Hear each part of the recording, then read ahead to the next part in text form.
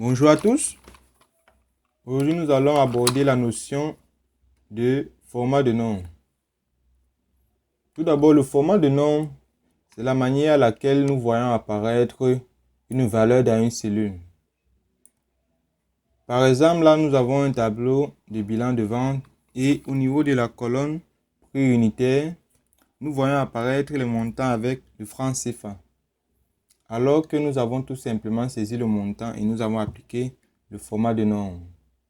Et aussi, au niveau de la colonne quantité, là nous avons les chiffres avec la virgule.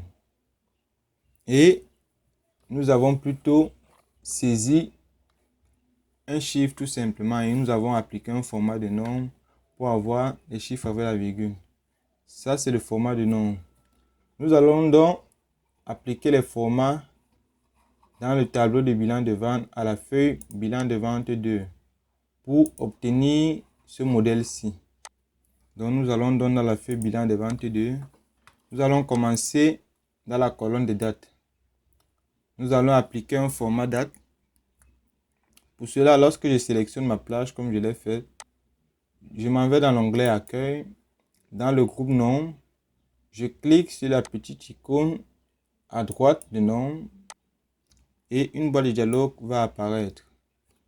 Là, vous voyez, il a détecté que les valeurs qui sont dans la plage de celui-ci sont les dates. C'est la raison pour laquelle, vous voyez, ça a apparu directement au niveau du format date.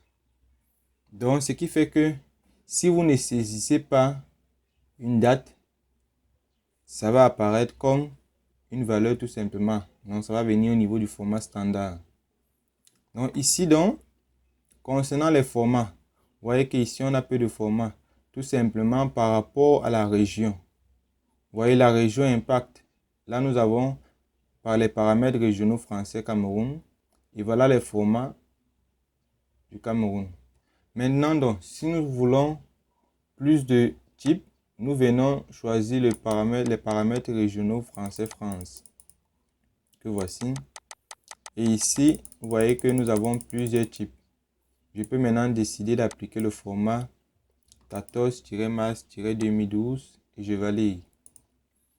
Là, vous voyez, voilà le format de nombre que j'ai appliqué. De type date. Nous venons maintenant au niveau des quantités. Donc, nous sélectionnons la plage des quantités. Et nous allons toujours dans l'onglet Accueil, dans le groupe Nombre, nous cliquons sur la petite icône. Et nous venions au niveau de la catégorie Nombre. Ici, on nous demande le nombre de décimales, donc le nombre de chiffres après la virgule. Nous mettons 2. Que voici. Et nous validons. Ici, nous avons le séparateur de milliers. Si par exemple, nous avons les quantités avec 4 chiffres, 5 chiffres, le séparateur de milliers, c'est après les 3 premiers chiffres, ça met un espace. Donc là, ça ne m'intéresse pas trop. Je valide OK. Je viens au niveau des prix unitaires. Je m'en vais dans l'onglet Accueil, dans le groupe Nombre. Ici, nous allons appliquer le format nombre de type monétaire. Donc, je viens dans la catégorie monétaire. Et ici, on me demande, je peux mettre le nombre de décimales, comme je ne peux pas. Ici, le symbole, c'est franc CFA. Je peux choisir plusieurs symboles. Donc, voyons, on a le dollar espagnol, dollar américain.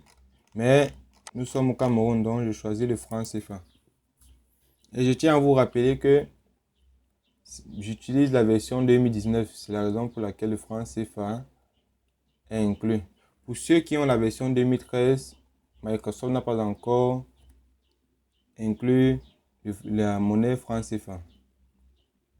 Mais vous pouvez utiliser le ZAF qui est équivalent au franc CFA.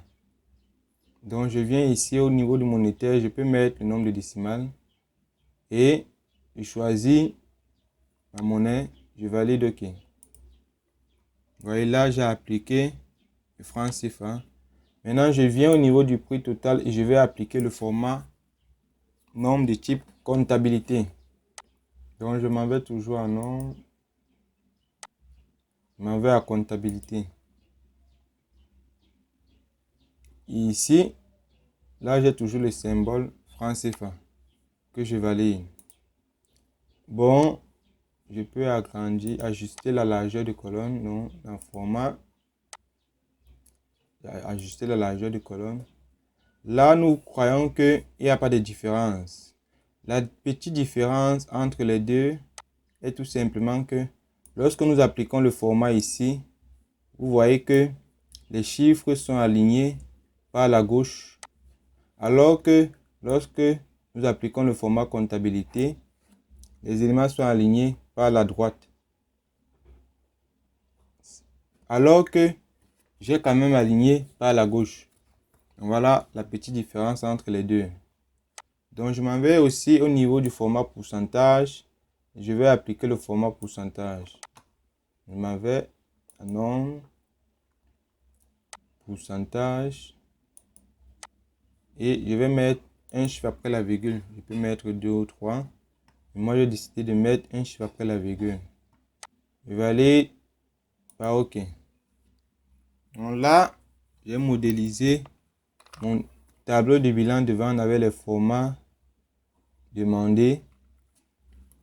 Et si vous regardez là, vous voyez que c'est la même chose. Donc, merci de m'avoir suivi. Et pour toute préoccupation, bien vouloir poser des questions en commentaire. À la semaine prochaine pour une nouvelle vidéo. Au revoir à vous.